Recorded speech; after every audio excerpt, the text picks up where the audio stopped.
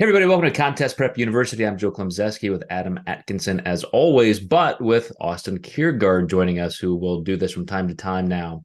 We're going to talk today in a feature format, so 20 to 30 minutes, about judging feedback, how we can interpret that, what it may mean, and then some actionable steps. And Adam, since we're getting close to 1,000 episodes in Contest Prep, we've addressed this a few times, but I really want to focus in today on those actionable steps, because Austin and I were talking about some different client scenarios and in judging feedback.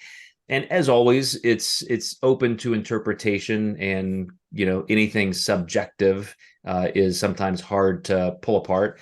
But if you can give yourself any objective distance, the emotions are high at the show, that sort of thing. But if you're able to do some comparisons, say, okay, here's what these judges are telling me who don't necessarily know me, they may have never even seen me before, versus this is what I know I'm capable of, this is what I know I can do, this is how I can compare myself to other versions of myself, and then against the other people in the audience. But Adam, first of all, just knowing that we've talked about this so much, is there anything in this contest season you're seeing in judging trends and the kind of feedback you're getting from judges in different divisions? I feel like it's pretty similar. They're really forcing and helping the athletes, at least the NPC, understand the judging criteria. A lot of people think it has changed, but the competitors have just simply evolved to where they have better physiques. So, before you could maybe have someone a little bit more conditioned, outdo somebody who's not conditioned, but they're all coming in conditioned. I think conditioning is a big part of it. But now it's like in bikini, the development must be so great that they aren't as lean but look conditioned. And I think that's really where the rubber's meeting the road. A lot of them have shape, but the best shapes tend to stand out. And Jen Dory, being a two-time champion, just won her second Olympia this year. And I think she really nailed the criteria well. She had just the right amount of conditioning. And she just has amazing shape, amazing presence. The moment she walked out on stage, she just always has that it factor. And that's really hard to describe. But I even think us as coaches have those athletes where they walk in and they meet with us, and you see their physique for the first time and you think, how did I get so lucky to have this client choose me to coach that? And not to say there's not things that you work on, but they just carry themselves in such a confident manner that I think there's almost sometimes no amount of posing practice you could do to have somebody do that. So I'm pulling up photos right now of the Olympia. That's one of the things I wanted to ask you. I'm glad you brought it up. You and I have talked about this now going on probably almost 5 years in Contest Prep University, the evolution of classes and divisions. And looking at this year's Miss Olympia, compare that to 5 years ago, and obviously the size is just tremendously, substantially different. This borders on what a Miss Olympia figure may have been back then, but with just the different type of posing. Would you agree, or am I not accurate? I think it would have been Angelica at that time who was winning the Olympia. She had some pretty good development. I don't think she quite had the upper body development that maybe Jen had, but I think it was pretty close. But I will say this, I think you saw less competitors come in with that kind of development, and she kind of set the standard for the many of off seasons people took to get to that level now. Mm-hmm. So, Austin, in your viewpoint, being a judge and having competitors on stage consistently, uh, when when a client comes to you and says, "Hey, here's how I did coach, and here is the judge's feedback," what do you often think of when you're reading that, or maybe even what's your first reaction? I try to first off understand where the judge is coming from, because that's what the topic is, right? Like how do I interpret this judge's feedback? And it's tough because it is subjective. So what judges do, right, when we're judging, I've judged in 4 different organizations. Each organization has their criteria. And so judges are trying to take that criteria, take their experience, interpret that criteria, and then form their thoughts and opinions of that criteria with the athletes. Meaning, like, okay, I think and I feel that these athletes are placed in such order based upon what my understanding of the criteria is. So I've tried to explain that to my athletes. And to Adam's point, I think the athletes have evolved, because I know since we've been talking about bikini, with the natural organizations, I've seen this now across the board. Some organizations were favoring bikini girls to come in a little more conditioned. It's all now across the board, with judges, from me judging a panel or being on a judging panel to me just sitting in the stands as a coach and talking to other judges. It's fuller. Like the term is just constantly fuller. And I think it's so misused right now.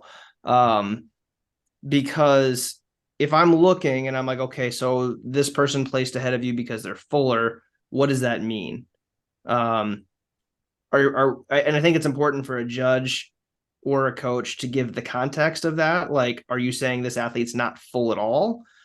So if that's a no, then that leads me to believe it's not necessarily fuller, it's bigger. And this kind of goes, I think, with what you were both saying. I think in bikini, just whether it's natural or IFBB, Miss Olympia, like the ladies are getting bigger, but not like it's bigger and it's more symmetrical. I think Adam had just talked about like the shape. There needs to be shape. There needs to be some conditioning. It seems like the conditioning is not as big of a priority as it maybe was a few years ago. It's still important. It's still a big piece to that puzzle. But with every single organization, it's just need to be fuller. Well, it's like, okay, at what point, at least in natural bodybuilding, I know we've discussed this in previous talks, at what point do bikini girls in the natural get too full to now they should jump into wellness? And that's where we're running to an issue, because there's not that definitive line. I think they've done a good job with the NPC and IFBB. From what I've seen, is you can start to now see the difference between, like, here is your bikini, this is the standard. Jen Dory, here is your Miss Olympia wellness, like here's the standard. So I think they're starting to formulate that because it's new. But with a lot of the other natural organizations, it's just so hard to right now differentiate, like, okay, you want fullness, but isn't that person too full and maybe should be wellness? Well, no, because of what? And that because of what has just been really hard to get from a lot of people on a consistent basis, where us as judges are on the same page with that. So that makes it difficult. So I explain all of that to say, I really try to give the context to my athletes, say, this is what they're trying to tell you, and here's what we can do to work on that. Here's some things that we can change. To your point, that's what we're going to get into today, right? Is the tangible things. Yeah, and that's exactly what I want to get to, because as I sit here and look at the top 5 at the Olympia bikini, I mean, I definitely see a couple people, including Dory, who arguably, could be wellness a couple of years ago. That, as Adam said, there is a little bit less conditioning for the sake of fullness, and if that's what the judges are wanting, that is certainly a little bit of an evolution over the last few years. But I love what you said about fullness, which is very arbitrary for a judge who doesn't know you to determine. You and me, looking at our clients morning, noon, and night for weeks and months at a time, we know when they're full or flat or could be a little bit tighter, this or that. A judge, just no freaking way. I mean, you might be able to generally say you look kind of flat. I don't know what you look like normally, but you look a little flat to me, just because I'm looking at the skin tone, I'm looking at this. But to say you were this or that, you really do have to put in context. Like you said, it just could be size, just as in people say, well, you're holding a little water. No, you just may have been a little bit too high in body fat. There has to be some kind of a context point, a data point to compare to. If a judge, saw you yesterday and today, this morning and this evening, then you could say, wow, you really changed this way between prejudging and night show, et cetera. But one of my pet peeves with judging is just that, they make these grandiose dogmatic statements to a competitor. Here's what you need to work on. well, for what? I mean, we know there's a gold standard. If I know my delts are a weak point, or, I have a hard time getting lean enough somewhere in my body, lower body, that's a context point I can accept, because that's something I know about my body. But that's what I think every competitor has to keep in mind in getting to actionable steps. Adam, when you do get a tough call, a client didn't quite get over the finish line like they wanted, and a judge says, here's what we need to do. Talk about the difference between what could be a peaking issue and what just has to be an off-season issue. Yeah, I'm glad we're speaking about fullness, and me and Austin described the same thing completely differently, because I had to laugh about that, because it's exactly what we're leading into. Is this fullness a peaking issue, or is it a development issue? And it could be both, right? Or it could be one or the other.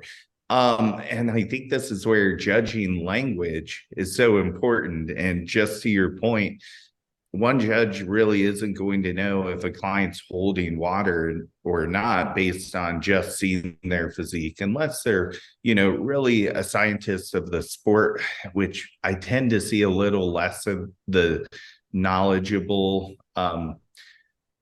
The judges are judging. I really respect what they do, but not a lot of them are coaching to determine full or flat, or looking for vascularity or water cutting. But also, I think it's just a polite thing to say someone was holding water versus them saying you were, not lean enough or didn't have enough body fat. So everyone's in that different evolution of life. But yeah, to your point, I do think that you can get feedback that is in a language that describes a peaking issue, and maybe even it's not. Sometimes you really have to look at, are you looking at a stage video, which is filmed about 3 feet higher than the actual stage shot? So I always tell my girls, if you want to really look at your glutes and see how your glutes looked on stage, look at your stage shots, as long as they're good and you were in transition, versus the video, which is shot up about another 2.5 to 3 feet. So it really does kind of come down to the nuances of where you're even getting your feedback from. Was it a live judge, or you getting your feedback off of photos? And then even in the photos, were you in your back pose fully or not? Or were you in your posing? They could have caught you in transition. So you really even have to even look at those variables when you're getting feedback also. But going back to it, I think language is key. And also the comprehension of your client on what they hear. So it's really important for the coaching client to talk about what all that means. And it could be, because you mentioned that it can be both. It can be a peaking issue, it can be a developmental off-season issue. And I have a young gentleman competing in Indonesia this weekend. Great modeling athletic look for men's physique. And the tiniest little waist, really broad back, just the perfect oblique tie-ins. I mean, he just has the shape, the arm structure, the chest delts. Like, I'm like, wow, this kid is a rock star. But there could be people coming in bigger. I'm just like, he's a drug-free guy competing in an untested arena. And so as we were going over, should I compete in novice? Should I compete in the under 23, open, blah, blah, blah. And I said, well, look, you're going to have a future, but what I'm seeing right now, we're erring on the side of being tight. We want to just make sure you're nailing this. He's a small guy, but we really have to be aggressive with peaking, because I know you're going to run into guys who just have more size. And so developmentally, he just has what he has. He's not going to be the biggest guy, but he's got nice full muscle bellies. When he fills up well, he fills up well. I mean, you can look 10 pounds bigger. So that's where peaking can change or modify what the judge's opinion is. Because if you just look developmentally bigger and you just happen to crush an aggressive peak without spilling over, you just kind of gave the illusion that you were really bigger than you were. And that can work in reverse. But Austin, going back to, especially bikini figure, knowing that there are always these really small nuances between trying to have the right level of conditioning without compromising and going a little too far, as we're talking about with Miss Olympia this year, and just having, a little bit more fullness, and maybe you don't need quite as much conditioning. Do you think judges across the board can be consistent with the criteria? Do you see that generally? Because, with highs and lows thrown out, 7 to 9 people on a panel, do you think they're getting it right most of the time? Yeah, I think I would say NPC, IFBB, I see it more consistently. In a lot of the natural organizations, I think it's kind of all over the chart, unfortunately. What I think makes the difference and is, the judges need to have some sort of discussion, whether it's an email thread or a judges meeting just before the show. And there needs to be deep discussion of defining the terms, of, okay, so here's what we're looking for today in bikini and bodybuilding and figure.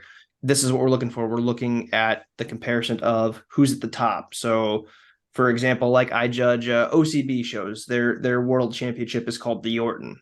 So there's always this discussion with judges of, we need to kind of base our athletes around the Orton, kind of like NPC, like, well, we want to base our athletes around the Olympia. Like, this is the standard, right? We want to set the standard. So there's that. Okay, well, now what does that mean? Because if we just say that, every judge in that little meeting has now interpreted that differently. What does that mean? So there needs to be context within the judge's communication as well. So, for example, before our call, I was talking to a judge of the International Pro Elite, the IPE. He is a world level judge. He judges at their world's competition. And we were having a discussion similar to this just over the phone. And for him, he looks at least in bikini, he's looking at the fullness and the symmetry and the presentation. Okay, but now there's, 6 other judges on the panel with you. Are they looking at the same thing? So, like I said, I haven't seen as much sporadic judging in the NPC and IFBB. It's a little more sporadic, I think, in the natural organization because now they've entered in this new division of wellness. So I think they're trying to figure that out. Figure, you brought up figure, so that's why I'm bringing that up. But I see that's pretty consistent. Like figure, bodybuilding, the one type of like divisions that do require a little more conditioning, classic physique, things like that, they seem to be getting those right. The big question mark right now in those other organizations is bikini and wellness. That seems to be really a lot of the misconfusion on that. And it all comes down to, again, the context, defining what those terms actually mean, providing examples, making sure everyone understands that. Again, to your point, you're going to throw out the high and the low because it's subjective. You're still going to have people that are like, well, I don't know, to me, this is too hard. And to me, this isn't full enough. And so I think, ultimately an athlete needs to take the feedback for what it is. It's for feedback. I agree with Adam. It could be an off-season thing. It could be a peaking thing. I think at the end of the day, we really have to look at what's being said and really kind of defining that. And then, judges, in my opinion, when judges give feedback, like I will always provide, here was my reasoning to your placing. Here's what I would recommend and how to do and change that. I think that can help a lot of athletes. Unfortunately, not all judges do that. It's, nope, you got to just be harder. You got to be fuller, holding too much water.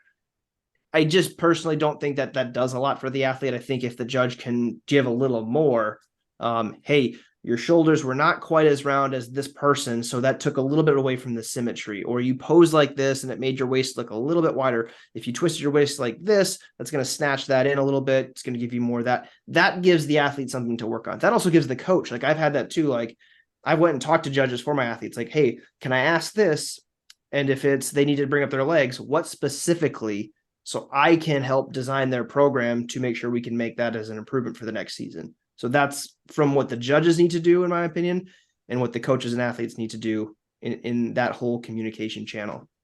That's a really good point. I was just going to say, I often judge judges based on the kind of feedback they give. And I have told clients like that judge is just a total idiot. Like they have no idea what they're even saying because it's useless.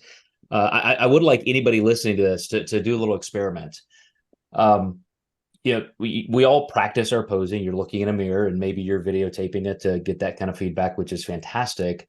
Put the camera 30 degrees over here as if it's the judge on that end, and do your posing toward, where, that judge is not. Like the head judge should be there. That's where you're posing toward, but put your camera over there and then go put it over there. Because what we often don't realize is just how different we look from different points of the stage. And I mean, all we can really do and being cognizant with that is in a lineup without fidgeting and just completely blowing your look. You have to make sure that you are, moving a little bit here and there. Just make sure you're engaging the different sides of the judging panel. I will tell this story until the day I retire.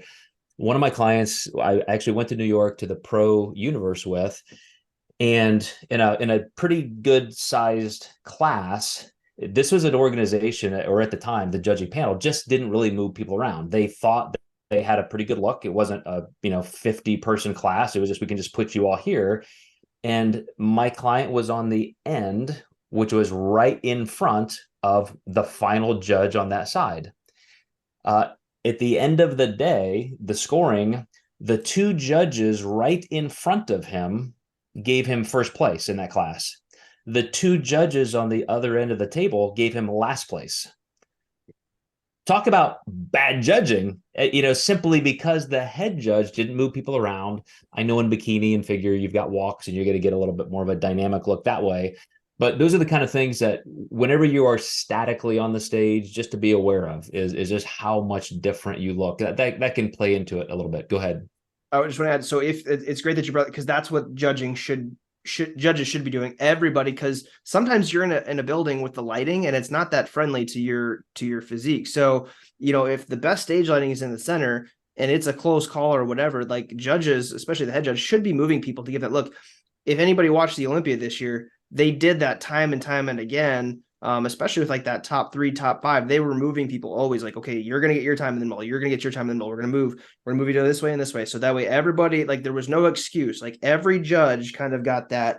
Now I understand when you have 300 to 500 athletes at a show, that gets to be time consuming, but there is still like, I've judged some pretty big shows where they were split up to 2 days. Like, you can find a way to make that work to where everyone gets a fair look. And this may sound bad, but I mean, there are times where you're kind of like, okay, these two are going to be battling it out. Like you can kind of tell. So we're going to look at them first, then we'll move them out to this side. Then we're going to move some other people in the middle, because now we got to figure out 3rd, 4th, and 5th. Like you can kind of stagger and move, but at least everybody is going to get that straight on view. Because to your point, like I've judged on the end before, and I'm like, I can't tell, like, they look good, but I need to see them right in front. Like I want this person and this person to come and look at me, because now I want to see them straight on, because it does look different. Like how many times, if you've ever watched the Arnold or the Olympia, or you've seen pictures and you see pictures from the side, to me, that drives me nuts. It's like, you can't get a lot from that side angle. You just can't. Great. There's somebody's glutes.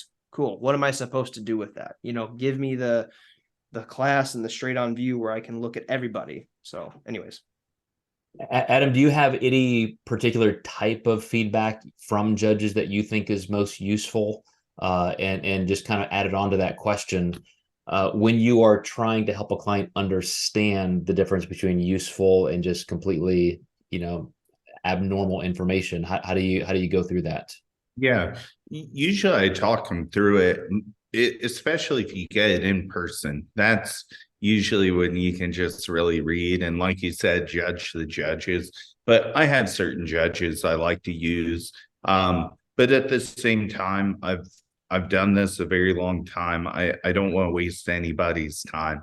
So it's not necessarily I'll go to a judge if I have a conflict, but just if I feel like I need a nudge in the right direction because I thought my client looked perfect, So there's always that. I think there's also a few things that could start being new standards across the board that we should look into. I think there being a standard on stage lighting would be super helpful. It needs to be the same everywhere. And I think we need a standard distance from the judges to the athletes and a measured height as well. Now I think that height, like seat height, so then it's going to be variable on the judge's height, but I think that would be helpful. And then the question is, how far do we take it? Do we stop putting sponsors on the banner so then the color is the same? But in basketball, you should be able to shoot on red, blue, or green paint, so maybe that could just be the home court advantage on knowing what background the stage is going to use. So then you're not using a suit that blends in too much. But I think these are things that could take our sport to the next level that I often think about. Sounds like we need to start our own organization. It'll be just like that. Have your preset objectives there and eliminate some of those variables. Yeah, I think also just promoting them to the right people so they think about it. I think it's a wonderful idea. Well, let me close with this, and then we're going to move into our D1 club portion. I think the most useful information from a judge is exactly what Austin said, which is, give me something that's actionable right now. Like, you did this, you don't need to do that. You need to work on this. When you start getting into conditioning, maybe even if you are communicating with judges, if you're a competitor and judges give you feedback and you're able to inquire with a little follow-up question, say, well, what do you mean when you say I need to be harder? Do you mean the other women placed ahead of me because they were leaner, or do you think it's just the way my body would look a little better? Or ask one more question, and understanding that a lot of these judges are maybe jotting down some notes and they don't know who you are. Some judges now, when you ask for information for notes, they will literally go back to the film and rewatch you and give you some fresh notes, which I think is much, much better. But definitely, maybe just kind of prompt them once in a while. If it's a judge that doesn't seem to be giving you very helpful, objective information, follow up with that one extra question, in relationship to what? Since you've never seen me before, do you mean this or do you mean that? Maybe if you can just nudge them along, it could help a little bit. But thank you guys for watching and listening to Contest Prep University. We're going to stop the official recording here, but if you are here for the D1 Club or those who are going to be watching that later, stay tuned. We're going to move into that right now.